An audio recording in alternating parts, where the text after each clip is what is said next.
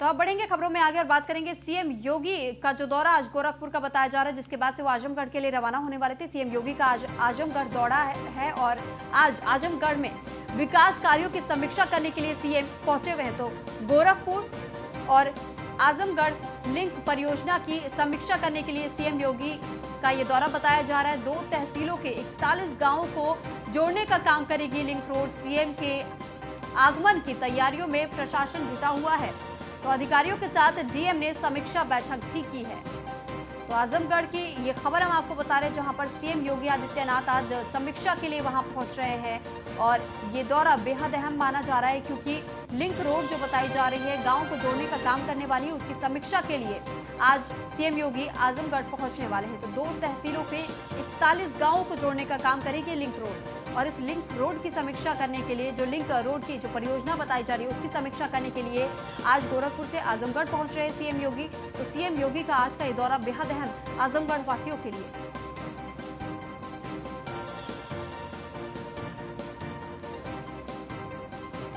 CM योगी का आजमगढ़ दौरा है और जहां पर आजमगढ़ में कार्यों की समीक्षा करने के लिए सीएम योगी पहुंच रहे हैं। गोरखपुर आजमगढ़ लिंक परियोजना की समीक्षा करने के लिए सीएम योगी रवाना हो रहे हैं। 2 तहसीलों के 41 गांवों को जोड़ने का काम करेगी लिंक रोड और इस लिंक रोड की समीक्षा करने के लिए ही सीएम योगी आदित्यनाथ आज आजमगढ़ पहुंच रहे हैं। तो ऐसे में सीएम के आगमन की तैयारी भी जोरों शोरों से की गई है प्रशासन की तरफ से और प्रशासन पूरे अलर्ट पर नजर आ रहा है। अधिकारियों के साथ डीएम ने समीक्षा बैठक भी इससे पहले ली है। तो सीएम योगी आदित्यनाथ के वहां पहुंचने से पहले अधिकारियों के साथ डीएम ने समीक्षा बैठक ली है कि किस तरीके से तैयारियां की गई है, प्रशासन कितने अलर्ट से काम कर रहा है, क्योंकि जो व्यवस्था वहां पर यहाँ पर लगाई गई है, कानून व्यवस्था को मुस्तैदी के साथ वहां पर तैनात किया गया है और खास तौर पर सभी इंतजामों की समीक्षा खुद डीएम ने की है। तो डीएम समीक्षा बैठक भी उन्होंने की है अधिकारियों के साथ। सीएम योगी आदित्यनाथ का आजमगढ़ का दौरा।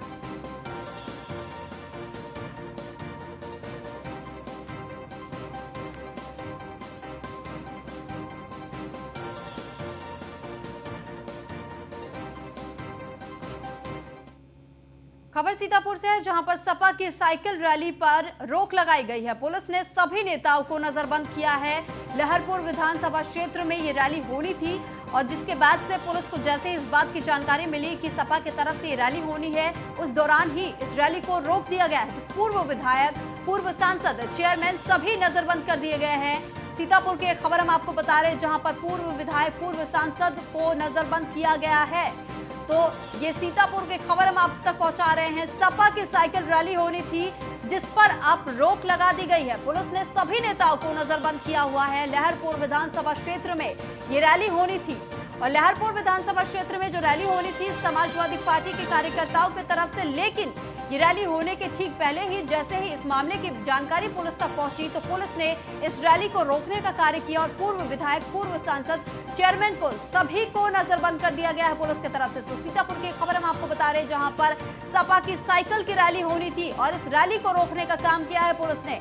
इससे पहले भी जब समाजवादी पार्टी की तरफ से एक बार फिर जब रैली निकालने की कोशिश की गई थी, जिस दिन किसानों की तरफ से भारत बंद बुलाया गया था, उस दौरान भी यही देखा गया कि पुलिस ने इस रैली को रोक दिया था। और इस बीच अब सीतापुर से खबर आई है, जब समाजवादी पार्टी के कार्यकर्ता जब ये कह रहे थे कि साइकिल पर रैली निकालेंगे और ये रैली वो कह रहे थे कि लहरपुर विधानसभा क्षेत्र में होनी थी, उसके पहले ही पुलिस ने इस रैली को रोक दिया।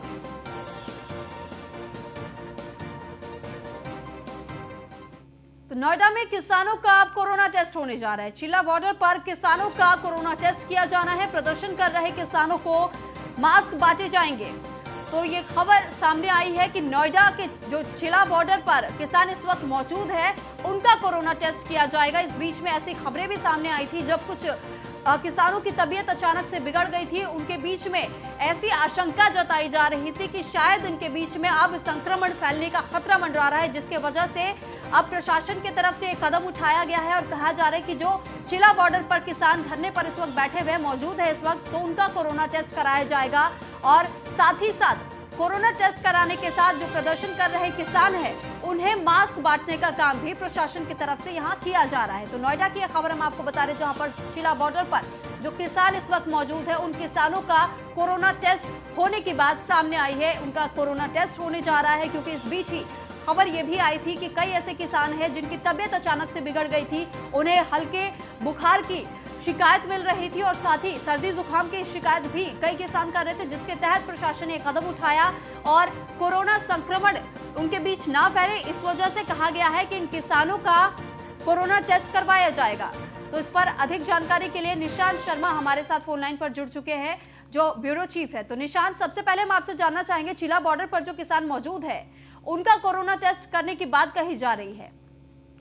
देखिए, बिल्कुल आपको बता दें कि स्वास्थ्य विभाग द्वारा एक कैंप लगाया हुआ है। कोविड टेस्ट उनका कराया जा रहा है। साफ तौर पर कहा जा रहा है कि जिस तरीके से हजारों की तादाद में संख्या में किसान वहां पर मौजूद हैं, और उसको लेकर देखते हुए तो कहीं ना कहीं सोशल डिस्टेंस नहीं रखा जा रहा, जिससे कहीं ना कहीं हो सकता है कि कोविड की महामारी फैल सकती है, जिसको लेकर स्वास्थ्य विभाग पूरी तरह से अलर्ट हुआ है। कोविड टेस्ट कराया जा रहा है, उनका रैंडम टेस्ट कराया जा रहा है। उसके बाद उनका ये देखा जाएगा कि क्या कोरोना जो वायरस से संक्रमित तो नहीं हुए हैं किसान, क्योंकि तमाम तरीके से पुलिस सुरक्षा भी वहां पर लगी हुई है, तमाम पत्रकार लोग भी वहां पर जा रहे हैं। तो कहीं ना कहीं इस महामारी को देखते हुए कोविड टेस्ट कराया जा रहा है। ठीक है निशांत, हम आपसे यहाँ ये भी जानना चाहेंगे कि अगर इनमें से किसी में संक्रमण पाया भी जाता है, तो किस तरीके से लोगों को दूर किया जाएगा, क्योंकि भारी मात्रा में किसानों की मौजूदगी वहां देखी जा सकती है। तो किस तरीके से पता किया जाएगा कि आखिर संक्रमण किससे फैला और कितने हद तक कितने लोगों के बीच में संक्रमण फैल चुका है? देखिए, सबसे बड़ी बात है कि जितने लोग किसान अब इस समय डीएनडी और ये चिल्ला बॉर्डर पर तैनात हैं और जो लोग वहां पर प्रदर्शन कर रहे हैं, उन लोगों का टेस्ट कराया जा रहा है जी। तो क्या ये केवल चिल्ला बॉर्डर पर जो किसान मौजूद है, केवल उन्हीं का टेस्ट होना है? बिल्कुल, अभी जो देखा जा रहा है कि अभी जो किसान जो बैठे हुए हैं नोएडा और दिल्ली के जो बॉर्डर है, चिल्ला बॉर्डर पर किसान बैठे हुए हैं, तो उसी का नोएडा पुलिस, नोएडा प्रशासन द्वारा ये कोरोना टेस्ट कराया जा रहा है साफ तौर। और जो यूपी गेट की बात की जाए, तो यूपी गेट पर जो दिल्ली पुलिस और गाजियाबाद प्रशासन के द्वारा टेस्ट कराया जाएगा। तो ठीक है निशांत, बहुत बहुत शुक्रिया तमाम जानकारी हम तक साझा करने के लिए। तो चिल्ला बॉर्डर पर जो किसान मौजूद है, उनका कोरोना टेस्ट करने की बात कही है, प्रशासन की तरफ से टेस्ट किया जाएगा।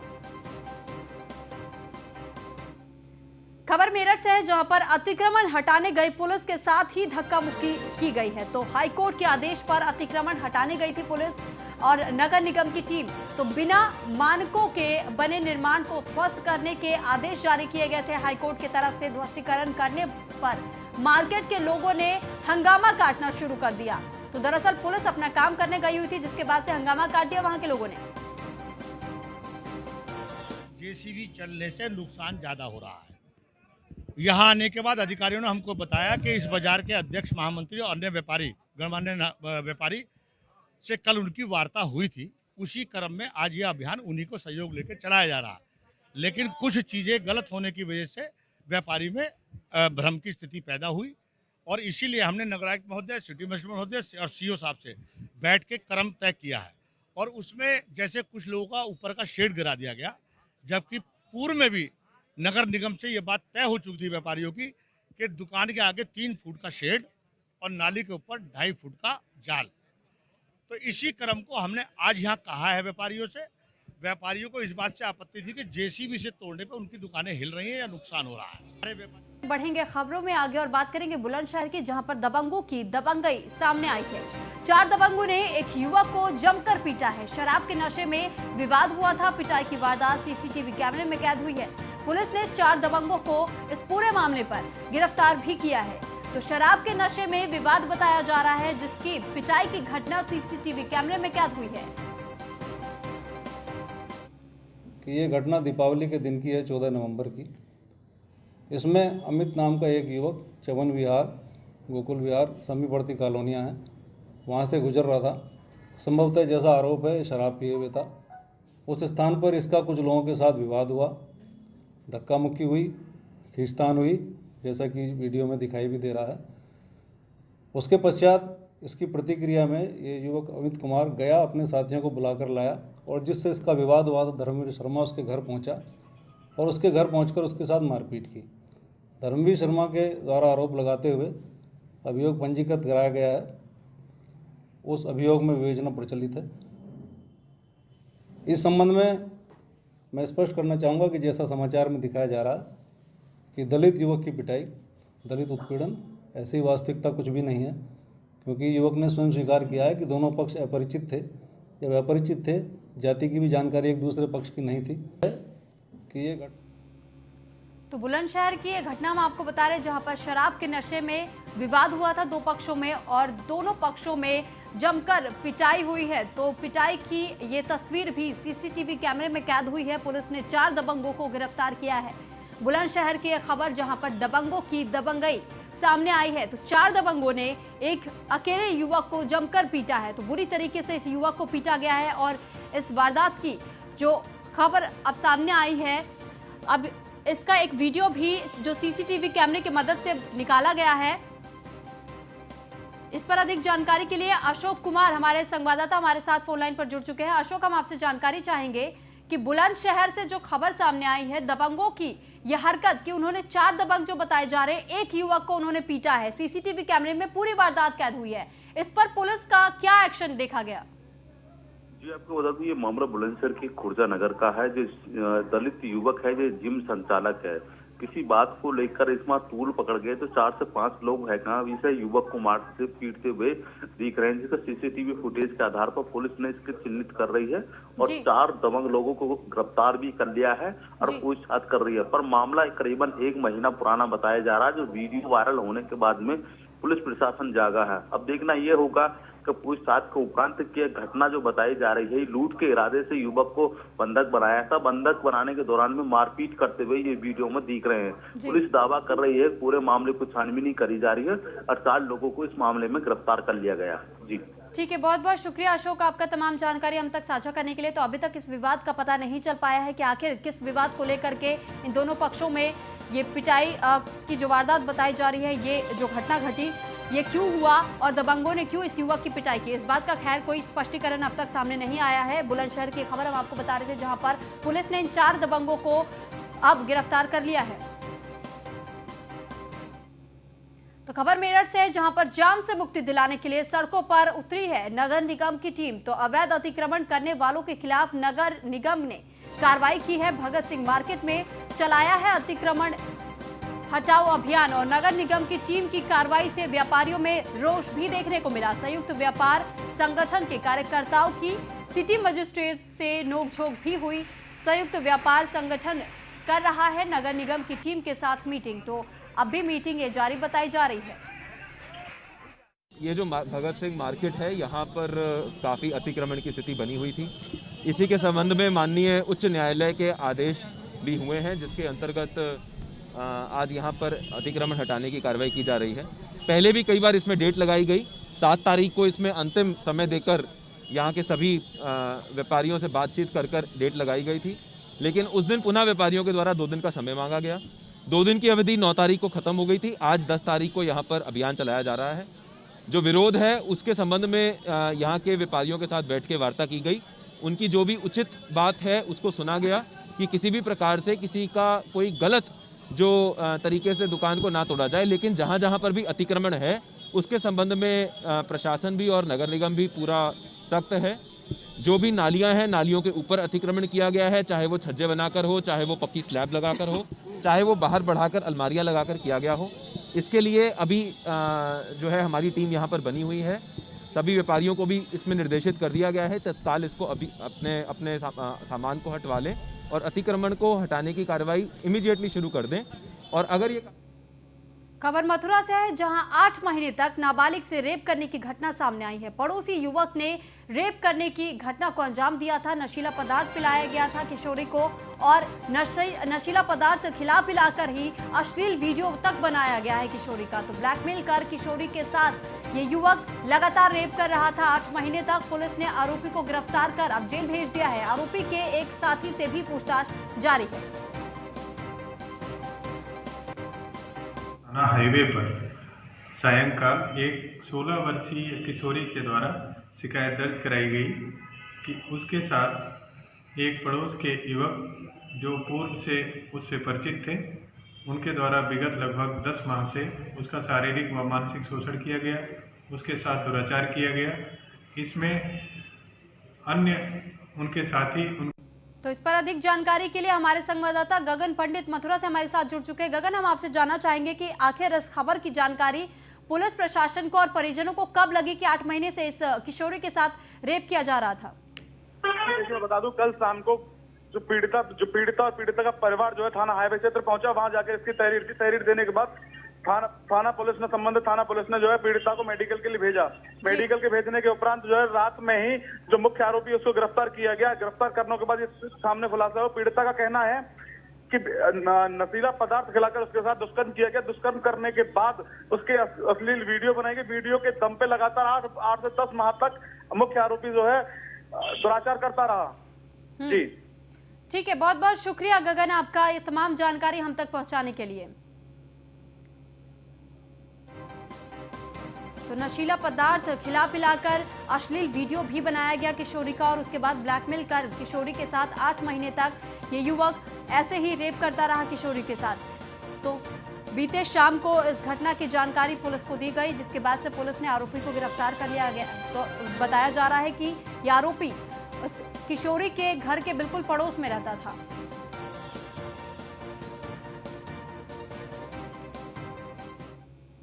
और हमारे साथ चर्चा के लिए जौनपुर से पूर्व सपा प्रत्याशी जावेद सिद्दीकी जुड़ गए हैं। तो सबसे पहले तो जावेद जी, बहुत बहुत स्वागत है आपका न्यूज़ 1 इंडिया में। जी जावेद जी, सबसे पहला सवाल मेरा यही रहेगा आपसे कि क्या कुछ विकास के कार्य आपकी तरफ से करवाए गए हैं, उसके बारे में जानकारी चाहेंगे। जी, राजनीति से पहले भी हम लोग सोशल वर्क का काम करते थे। अपने अड़ोस पड़ोस में लोगों का जो दुख दर्द था उसको हम लोग बांटने का काम करते थे जी। और जो समस्याएं रहती थी उसको हम लोग हल करने के लिए सरकार के माध्यम से करते थे।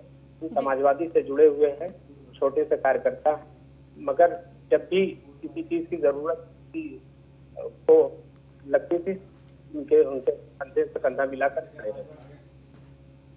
जी, वैसे जावेद सिद्दीकी जी, मैं आपसे ये भी जानना चाहूंगी, अभी आपने कहा कि आपने अपनी तरफ से तमाम प्रयास किए हैं लोगों की समस्याओं का हल करने के लिए, तो और आगे आप लोगों के लिए क्या कुछ करना चाहते हैं और साथ ही युवाओं के लिए आप क्या कुछ करना चाहेंगे?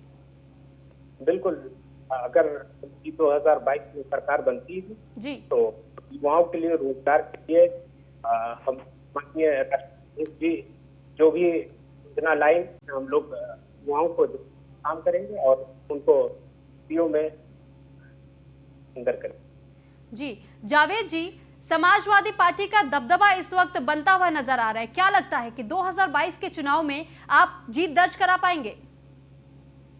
बिल्कुल, इतना हम लोग का उत्साह बढ़ा हुआ है और सरकार की नाकामी जो इस वक्त चल रही है, हम लोग 2022 में पूर्ण बहुमत से सरकार बनाएंगे और माननीय राष्ट्रीय अध्यक्ष अखिलेश यादव को मुख्यमंत्री पुनः बनाने की प्रयास करेंगे। जी जावेद जी, हम आपसे इस बार जो आप चुनाव लड़ने वाले हैं तो उसके लिए हम आपसे आगे की रणनीति के बारे में भी जानकारी चाहेंगे। बेशक, हमारी रणनीति बिल्कुल रहेगी, ग्राउंड पे रहेगी, लोगों के बीच में रहेगी और जो कार्यकर्ता की जो मांग है उसको हम लोग पूरा करने की कोशिश करेंगे और हम लोग चुनाव 2022 में जीत कर आएंगे। जावेद जी, मुख्य तौर पर आपका मुद्दा क्या रहने वाला है इस चुनाव के लिए? युवाओं को रोजगार देना जी और जो शिक्षा है शिक्षा को बढ़ावा देना और हम लोग सरकार में आएंगे। जो योजना पिछली सरकार में हमारे राष्ट्रीय अध्यक्ष जी ने की थी उसमें जो कुछ छूटा हुआ है उसको हम लोग पूरा करके इस सरकार बनाएंगे 2022। तो जावेद जी, यहाँ पर ये भी देखा जा रहा है, कहा जा रहा है कि कहीं ना कहीं आप अब की जो प्रेजेंट की जो सरकार है उसे भी आप टक्कर दे रहे हैं और रोजगार के मामले में भी आप टक्कर देने की बात सामने रख रहे हैं। तो मैं आपसे यही जानना चाहूंगी कि किस प्रकार के रोजगार आप मुहैया कराना चाहते हैं युवाओं के लिए? जैसे कुछ क्षेत्र में हमारे यहाँ इंडस्ट्रीज नहीं है, कुछ और भी स्कूल कॉलेज में नहीं है जिसको हम लोग लाएंगे और मेडिकल कॉलेज हम लोग के जनपद में आया था उसको पूरा नहीं तैयार हुआ, जिससे उससे रोजगार बढ़ेगा, लोग आएंगे तो उससे शिक्षा भी मिलेगी। जी जावेद जी, अक्सर ऐसा देखा जाता है कि चुनाव में जीत हासिल करने के बाद जो वादे आप लोगों की तरफ से किए जाते हैं आप लोग वो भूल जाते हैं, तो क्या आप इन वादों पर कायम रहेंगे? बिल्कुल, जितनी भी योजनाएं माननीय राष्ट्रीय अध्यक्ष जी ने पिछले 5 सालों में चलाई थी, उसमें ऐसा नहीं था कि उसमें कोई कमी आई है। लगातार उसको बढ़ाकर काम बोलता जो हम लोग का नारा था कि हम लोग लगाकर और लगाए और प्रदेश में दिखाए जो। तो ठीक है, मैं आपसे एक तरीके का छोटा सा संदेश आपकी विपक्षी पार्टी के लिए भी चाहूंगी कि किस तरीके का एक संदेश आप जारी करना चाहेंगे? हम लोग अपनी जो मिशन है हम लोग का 2022 का, उसको हम लोग पूरी तरीके से हम लोग प्लान कर चुके हैं और 2022 में ये सरकार को टक्कर देकर जितनी भी कोशिश हो सकेगी हम लोग अपनी सरकार बनाने की कोशिश करेंगे समाज। ठीक है, बहुत बहुत शुक्रिया जावेद सिद्दीकी जी, आपने हमारे साथ ये संवाद शेयर किया और आप हमारे साथ जुड़े, तो इसके लिए आपका बहुत बहुत धन्यवाद।